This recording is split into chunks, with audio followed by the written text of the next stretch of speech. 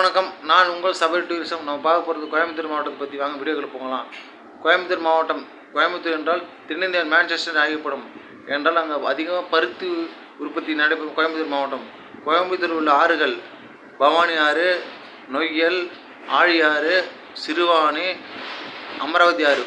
கோயம்புத்தூரில் அதிகமாக உற்பத்தியாவது பொள்ளாச்சி இளநீர், தென்னை மரம், தேங்காய் உற்பத்தி, கரும்பு, நெல் சாகுபடி, மாம்பழம், பருத்தி, வாழை மரம் போன்ற இயற்கை விவசாயங்கள். கோயம்புத்தூர் மாவட்டத்தில் ஊர்கள் மேட்டுப்பாளையம், சின்னக்கல்லார், மருதமலை, வெள்ளையங்கிரிமலை, ஆனைமலை. இயற்கை வளர்ந்த மாவட்டம் கோயம்புத்தூர் மாவட்டம் மேற்கு தொடர்ச்சி மலை அமைந்துள்ளது. கோயம்புத்தூர் மாவட்டம் இயற்கை சொர்க்கம் என்று அழைக்கலாம். சிறப்பு பெற்ற மாவட்டம், கல்வியிலும் முன்னணி வகிக்கும் மாவட்டம். மறக்காம லைக் பண்ணுங்கள், ஷேர் பண்ணுங்கள், சப்ஸ்கிரைப் பண்ணுங்கள். நம்ம சேனல் சப்ஸ்கிரைப்